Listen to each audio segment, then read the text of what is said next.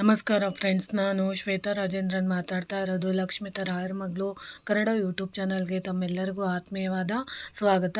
ಸ್ನೇಹಿತರೆ, ನಾನು ಇವತ್ತಿನ ದಿನ ವಿಶೇಷವಾಗಿ ಯಾರಿಗೆ ಮದುವೆ ಯೋಗ ಕೂಡಿ ಬರ್ತಾ ಇಲ್ಲ ಅಂಥವರು ಮಾಡ್ಕೊಳ್ಬೋದಾದಂಥ ಒಂದು ಸಣ್ಣ ಪರಿಹಾರನ ತಿಳಿಸ್ಕೊಡ್ತಾ ಇದ್ದೀನಿ. ಖಂಡಿತವಾಗ್ಲೂ ಇದ್ರ ಉಪಯೋಗನ ಮಾಡ್ಕೊಳ್ಳಿ. ಅದರಲ್ಲೂ ವಿಶೇಷವಾಗಿ ಷಷ್ಠಿ ದಿನಗಳಲ್ಲಿ ಮಾಡ್ಕೊಬೇಕಾಗುತ್ತೆ. 3 ಷಷ್ಠಿಗಳ ದಿನ ಮಾಡಬೇಕಾಗುತ್ತೆ. ಈ ಒಂದು ತಿಂಗಳಲ್ಲಿ ಬರುವಂಥ ಷಷ್ಠಿ ದಿನ ಮಾಡಿದ್ರೆ ಮತ್ತೆ ಇನ್ನೊಂದು ಷಷ್ಠಿ ಬರುತ್ತಲ್ಲ ಅವತ್ತಿನ ದಿನ ಮಾಡ್ಕೊಬೇಕು. ಅದಾದಮೇಲೆ ಇನ್ನೊಂದು ಷಷ್ಠಿ ಬರುತ್ತಲ್ಲ ಆ ದಿನ ನೀವು 3 ಷಷ್ಠಿಗಳ ವಾರ ಇದನ್ನು ಮಾಡ್ಕೊಬೇಕಾಗುತ್ತೆ.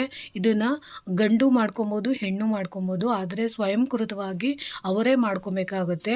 ಇದನ್ನು ನೀವು ಮಾಡ್ಕೊಳ್ಳೋ ದಿನ ಏನು ಮಾಡಬೇಕು ಅಂದರೆ ಸ್ನಾನ ಎಲ್ಲ ಮಾಡಿದ ನಂತರ ನಿಮ್ಮ ಕುಲದೇವರಿಗೆ ನೀವು ಪ್ರಾರ್ಥನೆಯನ್ನು ಮಾಡಿಕೊಂಡು ನಿಮ್ಮ ಇಷ್ಟ ದೇವರು ಮತ್ತು ನಿಮ್ಮ ಗ್ರಾಮ ದೇವರು ಮತ್ತು ನಿಮ್ಮ ವಂಶ ಪಾರಂಪರ್ಯವಾಗಿ ಯಾವ ದೇವರನ್ನು ನೀವು ಪೂಜಿಸ್ತಾ ಇದ್ದೀರೋ ಆ ದೇವರ ಹತ್ರ ನೀವು ಸಂಕಲ್ಪ ಮಾಡಿಕೊಂಡು ಮಾಮೂಲಿ ಮನೆಯಲ್ಲಿ ಯಾವ ರೀತಿ ದೀಪಗಳನ್ನು ಎಲ್ಲ ಹಚ್ಚಿ ಆರತಿ ಮಾಡಿ ಎಲ್ಲ ಪೂಜೆ ಮಾಡ್ತೀರೋ ಆ ಪೂಜೆ ಎಲ್ಲ ಮಾಡಿದ ನಂತರ ನೀವು ಒಂದು ಬಾಳೆ ಹೂವಿನ ಗೊನೆನ ತರಬೇಕಾಗುತ್ತೆ. ಅದರಲ್ಲೂ ವಿಶೇಷವಾಗಿ ಒಂದು ಪುಟಾಣಿದು ಬಾಳೆ ಗಿಡದ ಹೂವಿನ ಮೊಗ್ಗಿಂದು ಗೊನೆಯನ್ನು ತಂದು ಆ ಬಾಳೆ ಹೂವಿನ ಗೊನೆಯಲ್ಲಿ ಬಿಟ್ಟಿರೋಂತಹ ಎಲೆಗಳಿರುತ್ತಲ್ಲ,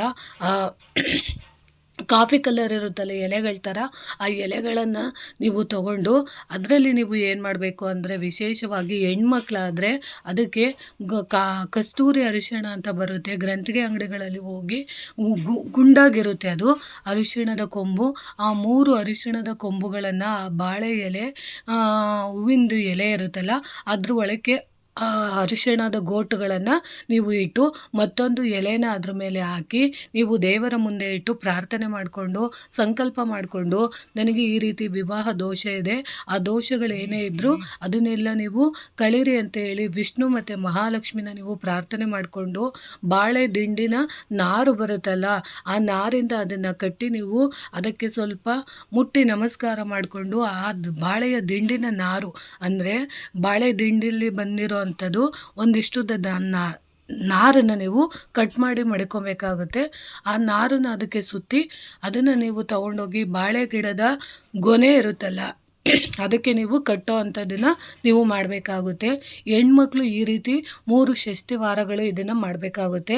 ಇನ್ನು ಗಂಡ್ಮಕ್ಳು ಏನು ಮಾಡಬೇಕು ಅಂದರೆ ಯಥಾಪ್ರಕಾರ ಅವರು ಕೂಡ ಕುಲದೇವರನ್ನು ಆರಾಧನೆ ಮಾಡಿ ಇಷ್ಟ ದೇವರು ಮತ್ತು ಗ್ರಾಮ ದೇವರುಗಳನ್ನೆಲ್ಲ ಪೂಜೆ ಮಾಡಿ ದೀಪಗಳನ್ನು ಹಚ್ಚಿ ಆರತಿ ಮಾಡಿದ ನಂತರ ಅದೇ ಒಂದು ತಾಮ್ರದ ತಟ್ಟೆಯಲ್ಲಿ ನೀವು ಬಾಳೆ ಹೂವನ್ನು ಅಂದರೆ ಕಾಫಿ ಕಲರ್ ಇರುತ್ತಲ್ಲ ಅದನ್ನು ಹೂವನ್ನು ನೀವು ತೊಗೊಂಡು ಆ ಎಲೆಯ ಒಳಗಡೆ 3 ಅಡಿಕೆ ಬೆಟ್ಟಗಳು ಅಂದರೆ ಅಡಿಕೆ ಉಂಡೆಗಳು ಸಿಗುತ್ತಲ್ಲ ಆ 3 ಅಡಿಕೆ ಉಂಡೆಗಳನ್ನು ಆ ಒಳಗಡೆ ಇಟ್ಟು ಅದಕ್ಕೆ ಮತ್ತೊಂದು ಎಲೆನ ಹಾಕಿ ಅದನ್ನು ಬಾಳೆ ದಿಂಡಿನ ನಾರಿನಿಂದ ಅದನ್ನು ಸುತ್ತಿ ಅದನ್ನು ನೀವು ತಗೊಂಡೋಗಿ ಬಾಳೆ ಗಿಡದ ಗೊನೆಗೆ ನೀವು ಅದನ್ನು ಕಟ್ಟೋ ಅಂಥದ್ದನ್ನು ನೀವು ಮಾಡಬೇಕು.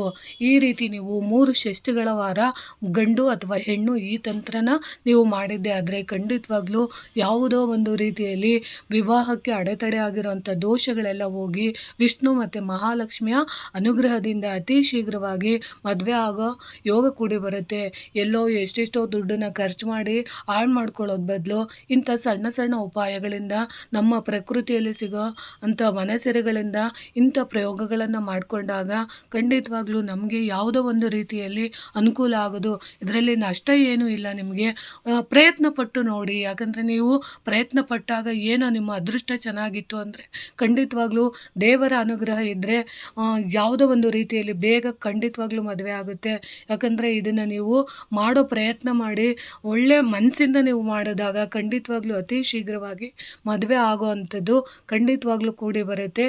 ಇದನ್ನು ನೀವು ಮಾಡ್ಕೊಳ್ಳಿ. ಅಷ್ಟೇ 3 ಷಷ್ಠಿ ದಿನ ನೀವು ಮಾಡ್ಕೊಬೇಕಾಗುತ್ತೆ. ಅವತ್ತಿನ ದಿನ ನೀವು ಕಟ್ಟಿ ಬಂದಾಗ ಯಾವುದೇ ಕಾರಣಕ್ಕೂ ಸ್ವಲ್ಪ ನಾನ್ ವೆಜ್ ಎಲ್ಲ ತಿನ್ನೋಕೆ ಹೋಗಬೇಡಿ. ಸಾಧ್ಯವಾದಷ್ಟು ಅವತ್ತಿನ ದಿನವೆಲ್ಲ ಒಳ್ಳೆಯದನ್ನೇ ಯೋಚನೆ ಮಾಡಿ.